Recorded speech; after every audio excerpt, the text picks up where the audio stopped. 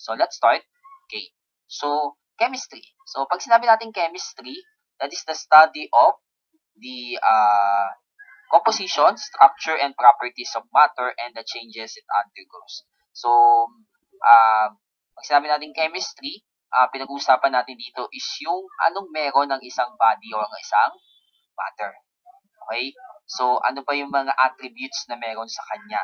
No? Ano ba yung mga features na meron sa kanya? But, it will be in terms of its composition, not only outside but also the inside. No? So that's why we have this structure and properties and some changes, no, na pinagdadaanan ng mga iba't ibang klase ng matter. Okay. So now, what are the importance, no, of chemistry in the field of engineering? Ayan. So bakit mahalaga ang chemistry pagdating po sa field of engineering? So unang-una sa lahat, okay, so we have this following engineering materials na madalas na nakikita when it comes to some engineering companies na nagmamanufacture. So, kumbaga dito chine-check, no, kung okay ba ang magiging products or okay ba yung mga materials na gagamitin. So, for example, we have the metallurgy. Ayan, when it comes to the production of steel. Ayan, mahalaga yan. Cement. Ayan, pagdating naman yan sa mga construction. Ayan, polymer, superconductors, so yung mga iba't ibang, when it comes to electrical, we have the, yung mga electrical materials like yung mga conductors, insulators. Okay, the second one is energy sources. Ayan. So, kumbaga mahalaga din ang study ng chemistry pagdating din sa pag-aaral ng mga iba't ibang sources of energy. Like for example, yung mga fuels, o yung mga gasoline, ayan, yung mga methane, I don't know kung saan yun. Ayan, basta yung mga ganon, no? Yung mga gasoline. And then, of course, yung mga about nga po sa iba't ibang klase ng energy, like yung solar energy and nuclear energy. Since pinag-uusapan nga natin as yung changes that the matter undergoes and as well as the batteries. Ayan, since ang battery kasi ay meron siyang dito, ang kanyang input po ay chemical energy. Ayan, na kanyang kino-convert naman into electrical energy. And then number 3, when it comes to the environment. Ayan, so ano bang importance ng chemistry, no, pagdating sa pagsisave niya sa environment. So of course, ayan, kinalaman sa mga trees. Ayan, so that is the importance, ayan, sa nature. Ayan, okay? Ayan. So, ngayon, again, pag sinabi nating matter, that is anything that occupies space and has mass. At dahil matter ang pinag-uusapan natin, so let's have some, of course, states of matter. So, before, syempre, ang alam lang naman natin is yung solid, liquid, gas. But, as we go along naman, is nagbabago naman po yan. So, nadadagdagan. So, let's have the solid. Okay. So, pag sinabi natin solid, basically, so, ito yung mga matter na ang kanyang particles po ay tightly packed, okay, and a regular arrangement. So, kumbaga fix yung kanyang arrangement ng mga particles. And definite, okay, so meron siyang definite shape and volume. So, meron siyang sariling shape, no, at sariling volume. So, kumbaga hindi siya umaayon sa kung saan siya nakalagay. So, yan, basically, as kung nakikita niyo naman dito sa ating picture, ayan, so basically, yan po ang structure ng solid. Ayan, so yung kanyang mga particles ay dikit-dikit, okay, and kung mapapansin naman natin, fixed, no? So, meron siyang sariling identity pagdating sa kanyang structure. And then, yan, the second one will be the liquid. Ayan. So, sa liquid naman, it is composed of particles, no, in such a way na medyo maluwag na, no? Maluwag na yung mga particles pero dikit-dikit pa rin naman, no? So hindi nga lang siya kagaya ng solid. Ayan, na medyo magkakadikit-dikit talaga at hindi gumagalaw at all, no? Meron siyang definite volume, no, kagaya ng solid, pero wala po siyang sariling shape. So ang liquid wala namang sariling hugis yan eh. Ang tubig, ayan, kasi malalaman naman natin ang hugis yan, or kumbaga, ang mga to ay umaayon lang po sa hugis or shape ng container kung saan sila ilalagay or sa lagayan. Diba? Pag nilagay mo naman yung tubig, susunod naman yan dun sa hugis ng container niya. Okay, container kung saan po siya nilagay. So, yun po. Meron siyang definite volume but definite shape. Ayan, so wala. Okay? And then the third one is the gas, no? Kung mapapansin natin, loosely na yung mga particles niya. And that's why it has neither a definite shape or definite volume. So, wala po siyang sariling volume, wala siyang sariling shape. Ayan. And then another one is the plasma. Basically, a plasma is an ionized gas, no, in which ito po ay ginagamit, no, or madalas na na-encounter when it comes to having a free electrons from atoms. So, para magkaroon po ng free electrons from atoms, so kakailanganin itong tinatawag na plasma. So, provided na dapat may sufficient energy po yan. And then number 5 is the Bose-Einstein condensate. So, medyo kakaiba ito. So, basically, ito ay kailangan ng mababang temperature. Okay? Yan. Na malapit po sa absolute zero, close to the point that the atoms are not moving at all. So, kumbaga, ito yung isang klase ng matter na kung saan yung kanyang mga particles ay hindi makakagalaw basta ma-meet niya lang yung temperature na kailangan niya. Ayan. So, ayan po yung pagdating sa Bose-Einstein condensate. Now, we have the classification of matter. So, basically, ayan po kung napapansin nyo sa ating diagram. Yan. We have, the matter is divided into two. No? That is the mixture and the pure substance. Ayan. So, ayun, ano ba pag sinabi natin pure substance? Basically, it has a definite composition and distinct properties. So, dahil pure, meron siyang sariling identity. Ayan. Okay? So, meron siyang sariling identity. At yung mixture naman, basically, it is a combination of two or more pure substances. Okay? Provided na yung mga substances na yun na nakahalo doon ay nare-retain pa rin nila yung kanilang properties. Ayan. So, parang ang system lang naman dito, kung mapapansin nyo po, may arrow siya dito. No? Wherein, ang mixture, pwede siyang ma-separate, no, into pure substances by physical methods. Kasi nga, sinabi kanina na yung mixture is composed of pure substances.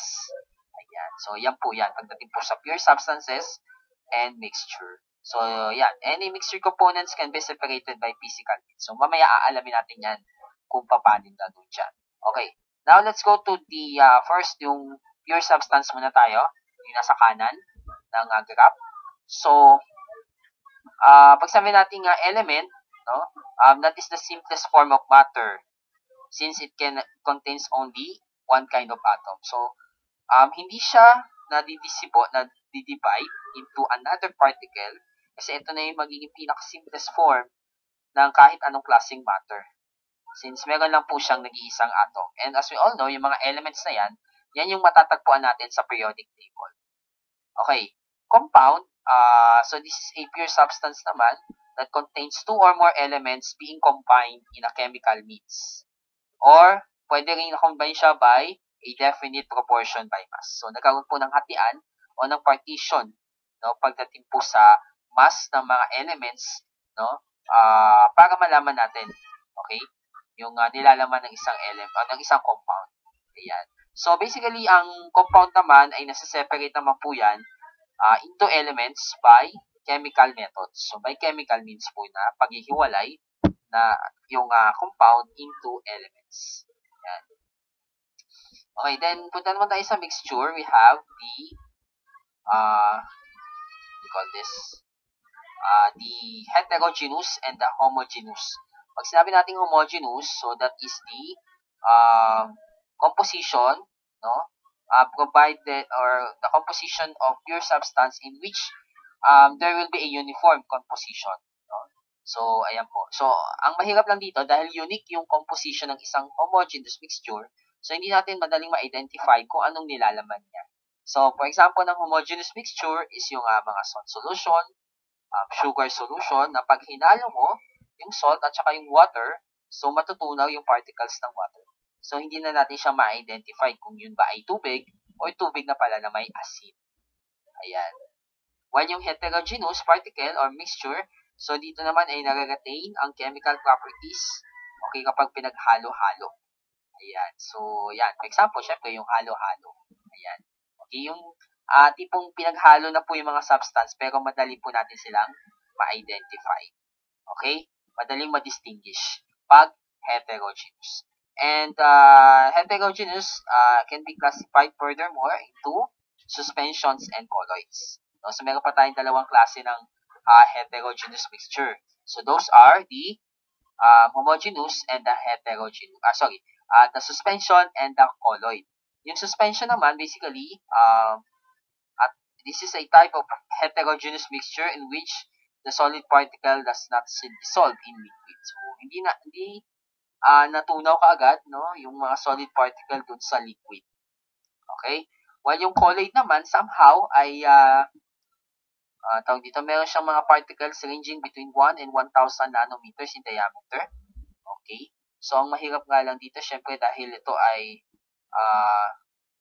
heterogeneous. So, somehow, no, yung kanyang composition ay distributed din or uniform. So, hindi nga lang kagaya ng homogeneous mixture nga lang. So, again, ulitin lang po natin na yung any mixture components can be dissolved by physical means. While yung compounds can be separated by means or by chemical means. Ayan. So, yan po yung pagdating sa matter. So, ito naman po yung mga iba't ibang paraan on how we are going to dissolve or we are going to separate the mixture into physical means. So, yung una, yung nasa taas na diagram is water solution po siya. Okay? So, may solution po dito na pinapainit. Okay? And being evaporated into dryness. No? So, magbibigay po yung water vapor ng water component pa. No? So, ayun po yung mga parang tawag dito, paraan natin para ma-separate natin yung mixture by chemical means. Ayan. So, yan. The number 2 is, ito naman yung pagtikit. Okay? Use the magnet to remove the iron fillings from the sand. Okay? Yan. So, yan po yan. And since the sand will be not attracted to magnet. Ayan. So, kung mapapansin nyo, di ba? Ayan. Okay, so, para madali nating matanggal or mapaghiwala yung iron fillings sa sand, so, gagamit ka ng magnet. So, let's go now to the properties of matter. So, ito po yung ilan sa mga properties na kailangan taglayin ng bawat klase ng matter. So, number 1 is the physical properties. So, basically, these are the properties that does not affect the identity and the composition of a substance. So, hindi pwedeng magbago yung isang substance, okay, kapag may physical properties. Ayan. So, ano ba yung mga example ng physical properties na alam natin? No, of course, we have the color. So, madali siyang ma-identify kaagad. Density, boiling point, melting point, at marami pang iba. Ayan. So, yan naman yung pagdating sa physical properties. And then, along with that, we have the physical changes. Basically, these are the changes that cannot alter, okay, or cannot change the substance or the property and the composition of the substance. No? For example, the melting, and freezing, breaking, crushing, cutting, etc. So, pag kinat mo ba rin naman yung papel, papel pa rin naman yung nagiging resulta. Ayan. So, yan po yung pagdating sa physical properties at physical changes. Ngayon naman, we also have the chemical composition or chemical properties wherein the matter undergoes the changes, then nag-iiba na po siya ng structure or nag-iiba na po ng identity. So, that is, for example, we have the heat combustion and combustion heat, flammability, acidity, reaction with water, and etc. So, marami pong yan, pagdating po sa chemical properties. Speaking of chemical properties, we also have the chemical change. So, basically, tinatawag din po siyang chemical reaction in which that the substance is being converted, no, into another substance. Okay, so, example are digestion, temperature, color, composition, Ay, hindi. Chemical reaction pala yun. Sorry. Ayan. So, mga example po ng chemical change, ayan, digestion, respiration, burning, casting, at marami pa pong iba. Decay. Siyempre, pag nagbabago na po yung property o nagbabago na po yung tawag dito, structure ng isang matter, so, ayan po yan. Under na po yan ng chemical change. So, paano ba natin masasabi na nagkaroon po ng chemical change or ng chemical reaction? Yan. So, dito na papasok yung, let's say, pagbabago sa kulay, changes of color, changes of temperature. So, ayan, madaling mainitan or madaling magbago, no, yung substance kapag pinainit, no, or pinalamig. Change of composition, so kapag, let's say, yung asukal nasunog, so magiging maitim na siya. So, nagbabago na ng composition. Pag formation of gas, ayan, so nakakabuo po ng mga gas and ng precipitate. Ayan, galing po sa, ayan, usually galing yan sa mga smoke or sa mga ulap. Ayan. So, ayan po yung mga iba't ibang properties, no, na pwede natin ma-check sa isang matter. And aside from that, we have the extensive and the intensive properties. So, pag sinabi natin extensive, so hindi po siya nakadepende, or hindi po, nakadepende sa size ng sample, ayan, size, ayan, and other properties. Basta may kaparehas. Ayan, so example niyan is yung mass, volume, and length. So, ayan po yan. Okay, nakadepende ka sa size. No? Pero kung hindi naman, so intensive property, syempre, we have the density, temperature, boiling point, malleability, conductivity, at marami pa pong iba. So, we have the measurement. So, ito naman po yung ilan sa mga basic quantities na ginagamit, no? And then, yung kanilang corresponding SI unit, no? So, we have the following quantities. So, we have the length. So, basically, that is the distance between 2 points. No? Ayan, 2 separated points. Ayan. Mass, wherein it measures, no, yung tawag dito, yung sa inertia.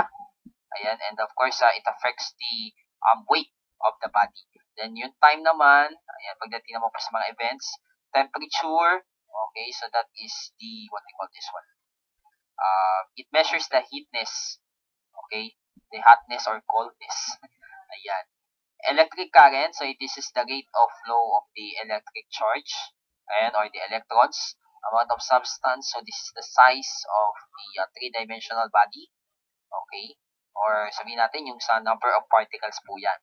Luminous intensity, that is the amount of, what we call this,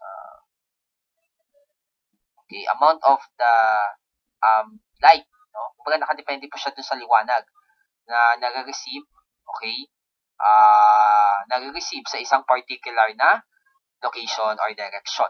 So, ito po yung kanilang mga SI unit. Para kay length, we have the meter, mass, kilogram, time, seconds, temperature, Kelvin, or absolute, yan, zero. Pinatawag din po yung absolute zero. Electric current, ampere, amount of substance is mole, and the luminous intensity is candela. So, ngayon naman, we have this following prefix, no, for the powers of 10, na pwede natin gamitin, no, to express, okay, the number in scientific notation kung halimbawa ay napakaliit or masyadong maliit or masyadong malaki. Okay? So, ito po yan. So, ilan sa mga yan ay ang mga nakalagay sa table. So, syempre, ang mga madalas na ginagamit dyan is yung giga. Okay? So, we have G, 10 raised to 9. Mega, M, 10 raised to 6 kilo, 10 raised to 10 raised to 3, rather. Centi, 10 raised to negative 2. Milli, 10 raised to negative 3. 10 raised to negative 6 micro, 10 raised to negative 9 nano, at minsan, ayan, 10 raised to negative 12 pico. So, yan lang yung mga ilan sa kanila, no? So, pagdating po sa prefix for powers of 10. So, kapag po, halimbawa, you are going to involve the operation, okay, pagdating po sa mga ganitong klaseng, dito, yung gagamit ka ng prefix, no?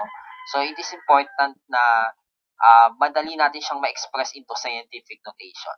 So, better yet, no, yung mas magandang way, no, to deal with this, yan, yung mga ganyang malalaki or maliliit na number is to express them into scientific notation. And then, you can use, no, yung count, yung factor, ayan, yung factor ng bawat prefix na ginagamit para madali mo siyang ma-express. and madali mo ma-operate. Now, let's go to the significant figures. So basically, these are the digits that carry a meaning in a number and contribute to its precision. So, kumbaga may kinalaman po dun sa pagiging precise ng mga values, no? Kung halimbawa po, magkakalapit naman po yan, so definitely ay meron silang parang tawag dito, number, no? Kumbaga paano tawag doon? Parang magiging guide number. Ayan. Na kung saan doon malalaman kung significant pa yung mga iba pang mga numbers. Yan. So, kino-consider natin dito yung precision No? Pag sabi kasi natin precise, no, yung pagkakalapit-lapit ng mga values doon sa totoong value, di ba? Pag sinabi natin precise. So, usually, ito naman din ay ginagamit no, in order to express no, yung mga iba't ibang measurement values. Ayan. So, kaya malaking bagay po ito. No? Ayan. So, now, let's have some examples here. So, any 0 or any digit that is not 0 is significant. So, obvious naman yan siguro, no? Ayan. Pag yung non-zero digits, so may consider silang or considered na significant. So, wala na tayong problema dyan. 1, 2, 3, 4, 5, 6, 7, 8, 9. Okay.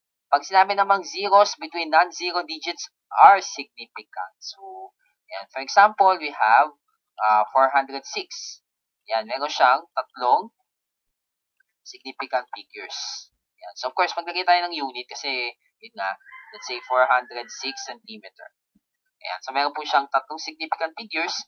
At dahil nga yung 0 ay nasa pagitan ng non-zero, so significant na po yan. So, ito, balikan lang natin. Of course, let's say 156, yan, meter. Yan, so we'll have 3 significant figures. Yan.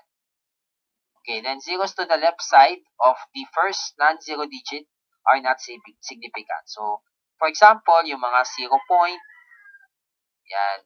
So, for example, no, yung mga 0.0001, yan. Okay? So, for example, 0.0001. Pero ang totoo naman pala is, yan, isa lang. No? Yan. So, isa lang yung kanyang ano. So, you will have 1 SF. Yan. Kasi lahat ng 0, before the non-zero digit ay hindi po significant yan. Now, if a number is greater than 1, then all zeros to the right of the decimal point are significant. So, halimbawa, we call this, say, we have 3.0. So, meron pong dalawang significant figures yan.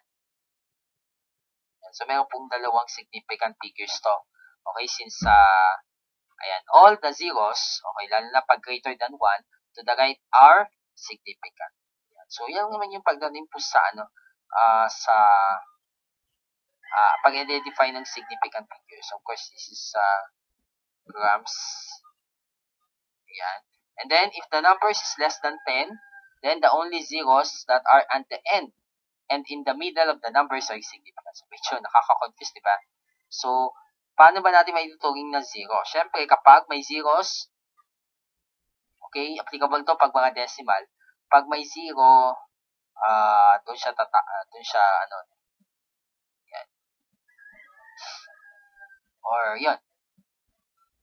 Yan. So, as long na yan po ay, yung 0 na yan ay nasa dulo, no? Kasi, ayan, yung 0's at the end of the number. So, lalo na pag mga less than 1. Ayan. For example, mga 0.045, 450 or 440. So, meron pong tatlong significant figure yan. Or tatlo, ayan. Bakit dalawa na? Tatlong significant figure. Wherein, ang mga significant figures po dyan, yung dalawang 4, at saka yung isang 0 nakatabi ng 4. Kasi, ang dahilan po niyan is pwedeng pong ano yun kasi, baka pwede ang nakuha mong value is 0.0442. Hindi ka 0.0439 or 38, diba? So, maraming possible na pwedeng maging ano to. Okay, kaya we are not sure. Pero, since naka-express naman po siya in decimal places, no, it can be rounded off na lang or exacto, so we have to consider that. So, ayan. So, ayan. Okay, so pagdating po yan sa significant figures. And then, when it comes to the calculations involving the significant figures, pag addition and subtraction naman, tawag dito,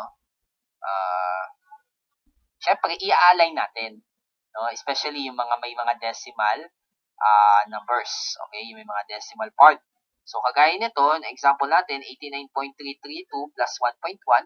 So, yung 3, o yung unang 3 ng 89.332 ay naka-align dun sa pangalawa ng 1. Kasi since malapit sila dun sa decimal point, no? Yung 3 and 1. Kaya lang nasa kanan. So, ngayon, pag pinag-add natin yung dalawang yan, so 89.332 at 1.1, so you will get 90.432. Or rounded off na lang natin into 90.4.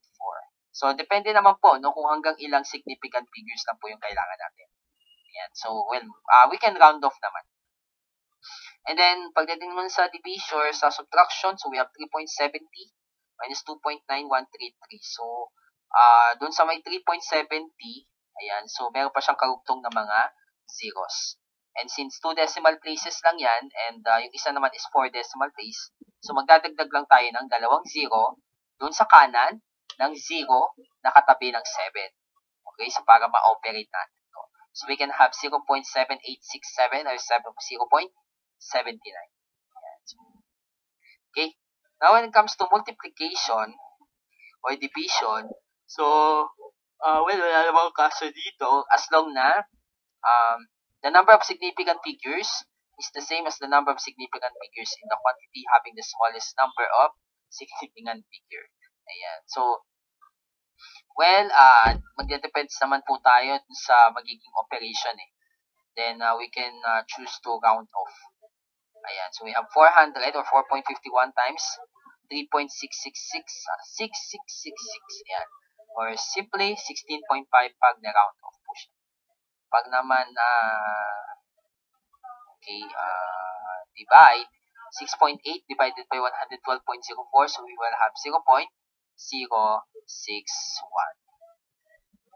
Naman, punta tayo sa accuracy and precision. So, gaya ng sinabi ko kanina, yung precision ay medyo, may kinalaman po yan sa pagkakalapit-lapit ng mga set of values. While yung accuracy naman is para malaman natin kung malapit po yung nakuha natin dun sa actual na value. Pero ang precision, again, magdedepende po yan sa mga set of measurements. Okay? And then, titignan na lang or i-check kung gaano ka-close. Ayan. So, ngayon, of course, pagdating naman sa mga mathematics, importante pa rin yung mga conversions. Okay? So, we have the length. Ayan. So, nakalagay na po dyan, 1 meter. 1 inch. 1 inch. Ayan. 1 mile. Ayan. 1 foot. Pag sa mass naman, we have the kilograms to slug.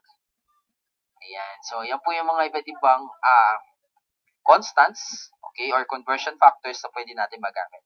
Sa volume naman, we have 1 ml and equal to 1 cubic centimeter. Ayan. And then, 1 ball is 1,000 milliliter. Ayan. Okay. So, yan po yung ilan sa mga, yan. Pagdating po sa accuracy and precision. So, now let's go to temperature conversion. So, of course, as you all know, marami pong iba't ibang units ng temperature. We have the Celsius, Fahrenheit, Kelvin, and Rankine. Now, well, we have the degrees Celsius and the degrees Fahrenheit having their relationship to each other. No, we have for the degrees Celsius, we have 5/9 times the degree of Fahrenheit minus 32. And then for the degrees Fahrenheit, so that will be equivalent to 9/5 degrees Celsius plus 32. So, yung 32 naman kasi is, of course, alam natin na may kinalaman po yan, no, pagdating po sa Fahrenheit, di ba? And kung titignan natin yung maigi, no, so yung temperature formula ng Fahrenheit, mas mataas kaysa dun sa Celsius. So, mas mataas po. Okay? Ayan. Okay, so ngayon, ayan po, yung R, sinabihan na degree, Rankine. Okay, pag Kelvin at saka Rankine naman, hindi po sila absolute. Ayan, so they are not absolute. Yung ano lang po, yan, yung Celsius at saka yung sa Fahrenheit. So, we have to learn on how we are going to convert of that. So, of course, alam natin na we have the different temperature like yung sa Boiling of water, 100 degrees Celsius. Pagdating sa Fahrenheit, that is 212. Ayan. At dahil meron tayong 273, pagdating po kay Celsius papuntang Kelvin, so you will have 500. Ayan, August. Ayan. Tuloy. Ayan. Okay.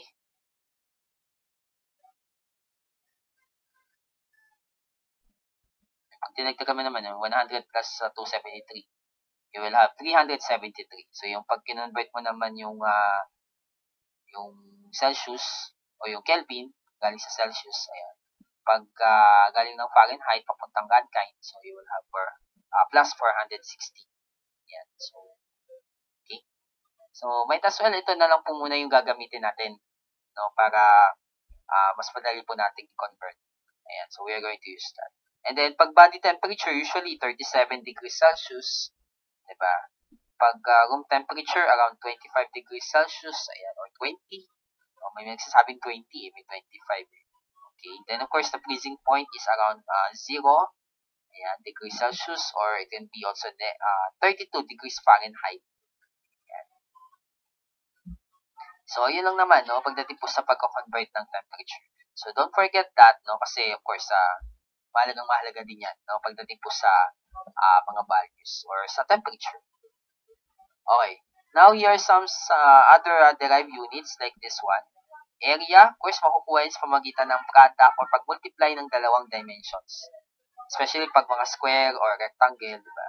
Yan. So, having a unit of square meter, yung volume naman, which is the amount of the space that an object occupies, so that would be in cubic meter. Density, okay, that is the mass per unit of volume. Okay, so, i-divide mo lang yung mass sa volume para makuha mo ang density. So, ang density, pwedeng in terms of kilogram per cubic meter. Yung speed naman, or velocity, kung walang direction, no, speed, the ratio of distance traveled to a time interval. So, yan naman po yan. And, of course, the unit there is meters per second, ppm, or tinatawag din parts per million.